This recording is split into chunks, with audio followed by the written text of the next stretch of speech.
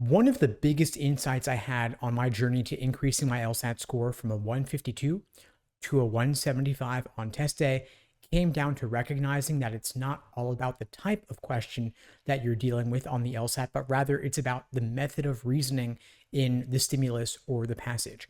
I found that far too many LSAT prep resources overcomplicated the LSAT with their trademarked terms, over categorizing LSAT question types, when in reality, if you actually took the time to understand the argument, to understand the method of reasoning, things became a whole lot easier. Surprise, surprise, if you actually take the time to understand what you're reasoning, things become a lot simpler. And so I found that I could help students break into the 170s by helping them translate an LSAT question from one type into another based on the method of reasoning in the stimulus.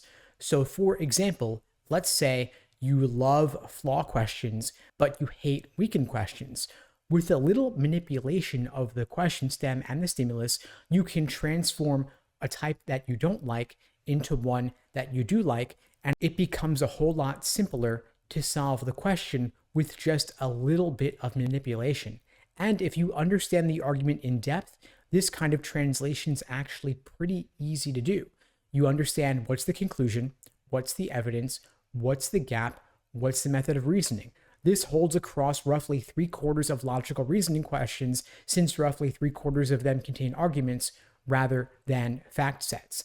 This technique is just one of many that I cover with my students using the Socratic review method, where we help you understand the argument, understand the question, and understand the answer choices. Specifically, you want to understand what makes a wrong answer choice tempting for you and what ultimately makes it wrong. You want to understand what might have made a right answer choice seem unappealing and what ultimately makes it correct, because you have these traps of encouragement towards the wrong answer and traps of discouragement away from the right answer.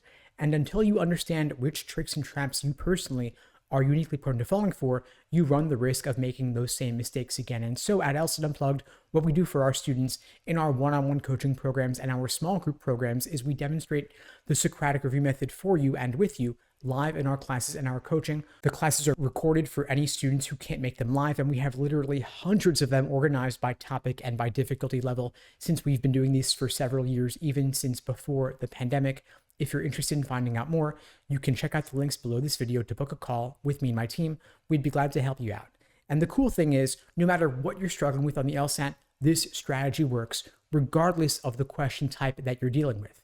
Of course, sometimes you got to work on the basics before you even get into question types. And so you want to look at your conditional indicators, for example, for necessary and sufficient conditions. You want to look at your indicators for evidence and conclusions. This will carry you far. And of course, if you don't know them, you're in trouble. Now, I mentioned there are roughly 15 different types of logical reasoning questions, but some are more common than others. For example, you're going to have roughly 4 flaw questions per section of logical reasoning, and you might not even have a single evaluate the argument question. And so you want to focus on what are the most common types. They are necessary assumption, inference, and flaw.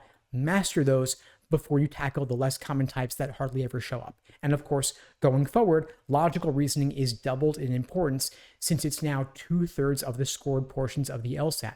Any gains you make there are going to be automatically doubled across those 2 sections of the test. So I'm going to share with you 3 quick wins for logical reasoning you can implement right away. You want to make sure that you are crystal clear on the difference between necessary assumption questions and sufficient assumption questions. I often find that after a student joins our program, we discover that if they were using one of the big corporate outlets like Kaplan, they were not clear on this difference, because some prep companies like Kaplan don't even distinguish between different types of so-called assumption questions. There is no such thing as assumption questions on the LSAT. There are necessary assumptions and sufficient assumptions, and they are asking for very different things. Necessary assumptions are far more common as well, so you want to make sure you're focusing on those to start with. You also want to make sure that you're clear on different types of inference questions, distinguishing must be true versus most strongly supported. Subtle, nuanced differences, incredibly important to make sure you're recognizing those distinctions, because the difference can help you get a question right, or it can make the difference in you potentially getting it wrong, which of course you don't want to do.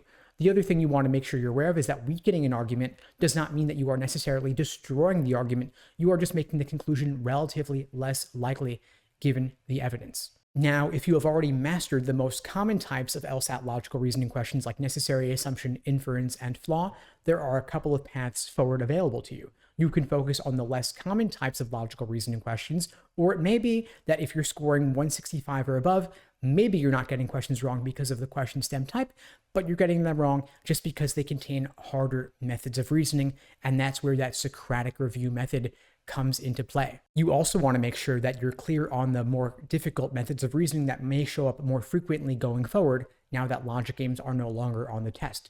Based on early indications in experimental sections administered over the past several months, it seems that LSAC may increase the relative proportion of certain types of reasoning involving numbers and percentages, absolute versus relative values, and formal logic stimuli. If you'd like my help with those, again, you can check out the links below. We'd be glad to help. In the meantime, I'll wish you all the best and take care.